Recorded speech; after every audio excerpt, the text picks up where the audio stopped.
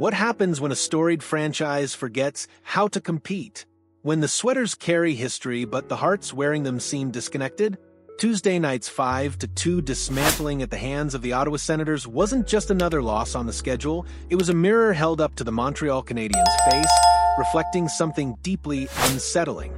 This wasn't a team that fought and fell short. This was a team that looked disengaged, disorganized, and frankly disinterested. And if you're a Habs faithful, that should terrify you more than any losing streak ever could. The scoreline tells one story. The underlying performance? That's where the real nightmare begins. Ottawa should have scored 7, 8, maybe 9 goals. The defensive breakdowns weren't occasional lapses, they were systematic failures. The goaltending, once a position of organizational pride, has become a legitimate concern. But here's the kicker. The most alarming issue isn't technical. It's cultural. Former Canadiens forward Maxime Lapierre didn't mince words when dissecting his old team's current state. His diagnosis? The Habs have become too cool for school, a young roster developing bad habits, losing their identity, and careening down a dangerous path in their rebuild. Lapierre's warning carried the weight of someone who's lived inside that locker room, who understands what makes the Bleu Blanc Rouge tick. His prescription: accountability, structure, veteran presence.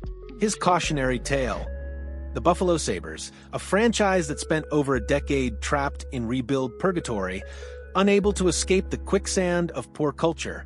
After Tuesday's lifeless performance, Lapierre's concerns don't sound like hyperbole. They sound like prophecy. Let's be brutally honest about what we witnessed against Ottawa. This wasn't a team suffering from a lack of talent.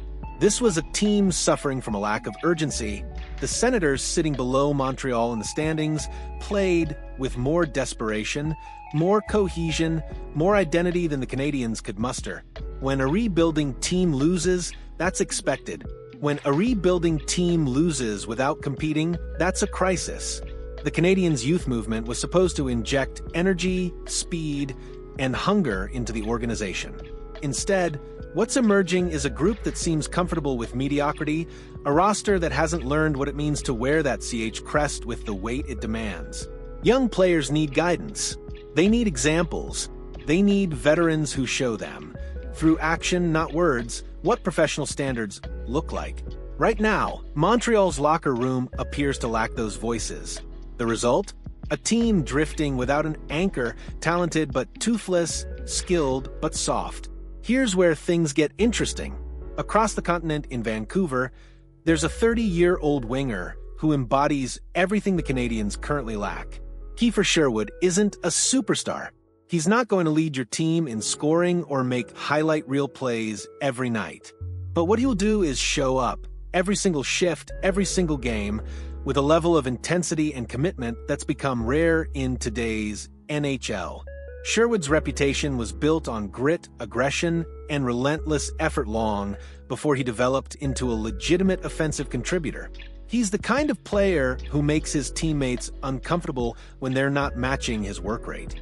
He's the guy who finishes every check, battles for every puck, and treats a Tuesday night game in November like it's Game 7 of the Stanley Cup Final. Sound like something Montreal could use right about now? The rumor mill is churning, and Sherwood's name is attached to several contenders: Dallas Stars, Colorado Avalanche, New Jersey Devils, Minnesota Wild, and yes, the Montreal Canadiens. Vancouver isn't desperate to move him, which tells you everything about his value. But if Montreal is serious about addressing their cultural crisis, they might need to make this happen sooner rather than later.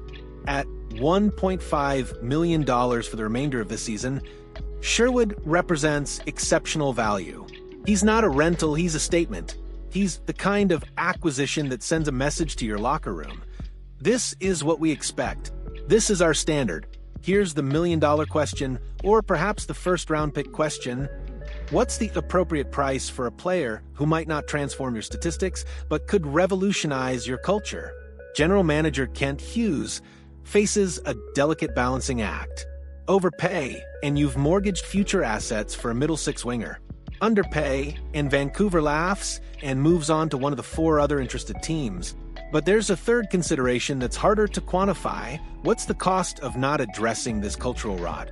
If the Canadiens continue down their current path, talented but soft, skilled but uncommitted, they risk becoming the Eastern Conference version of Buffalo, a perpetual rebuilding project that never quite figures out how to win because they never established what winning looks like in their organization. Sherwood alone won't fix everything. One player never does. But symbols matter. Statements matter. Sometimes a team needs someone to walk into the room and show them what professionalism, what compete level, what caring actually means. Let's zoom out for a moment. The Canadiens' issues run deeper than one bad game or one missing piece. This is about organizational philosophy during a rebuild. Do you prioritize pure skill and hope the intangibles develop naturally? Or do you deliberately inject character, leadership, and accountability into your roster, even if it means sacrificing some pure talent? Montreal seems to have leaned heavily into the former approach. The result is a team with exciting moments, but no sustained excellence, flashes of brilliance, but no consistent identity. They're entertaining when things go right, and utterly lost when adversity strikes. The defensive breakdowns against Ottawa weren't just about missed assignments. They were about a team that didn't respond when things got difficult. The goaltending struggles aren't just about save percentage. They're about netminders who don't have a structured, committed team in front of them. Culture isn't abstract. It's tangible. It shows up in how players back-check in the third period of a blowout loss. It shows up in who speaks up when standards slip. It shows up in whether your team competes every night or picks and chooses when to show up. Right now, Montreal is failing these tests. What makes Kiefer Sherwood intriguing isn't his 12 goals or his physical play, though both are valuable. It's the how behind those numbers. Sherwood has scored this season because he goes to the hard areas, because he doesn't quit on plays, because he creates opportunities through sheer will and work ethic. That's infectious. That's teachable. That's exactly what a young Canadiens roster needs to see modeled every single day. Imagine Cole, Caulfield, watching Sherwood battle through traffic for a greasy goal. Imagine Nick Suzuki seeing how Sherwood approaches a random Tuesday in December with playoff intensity. Imagine Juraj Slavkovsky learning what it means to impose your will on a game through effort rather than just skill. This isn't about Sherwood being a savior. It's about him being a catalyst, a spark that ignites something dormant in Montreal's locker room. Here's what should concern Canadiens management most. Cultural problems compound, bad habits become ingrained, losing becomes acceptable. Before you know it, you've wasted years of your rebuild because you prioritize talent acquisition over culture building. The Sabres serve as a haunting reminder. Talented players, high draft picks, exciting prospects, and yet year after year they find ways to fall short because they never established a winning culture.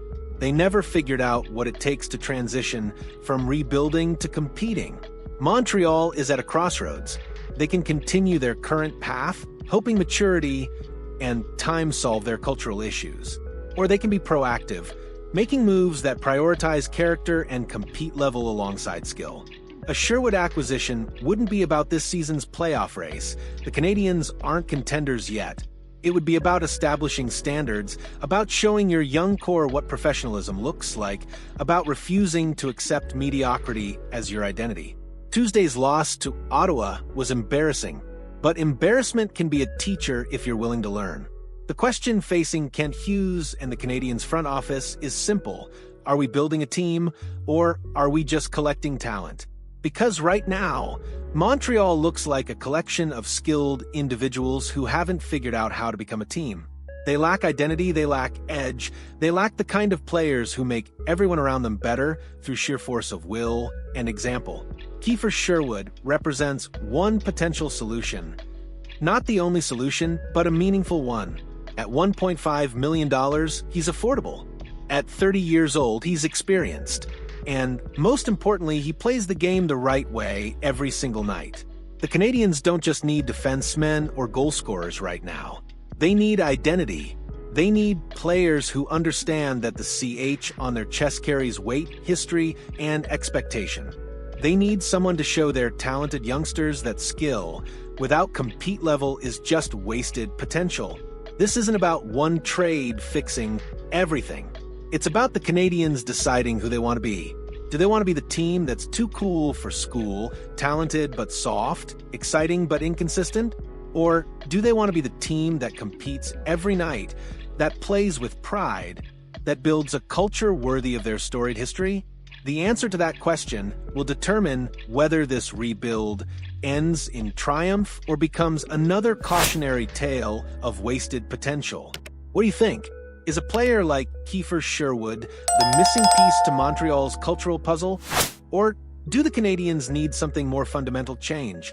Drop your thoughts in the comments below. And if you found this analysis valuable, show some love with a like. Let's keep this conversation going because the Habs' identity crisis is far from over.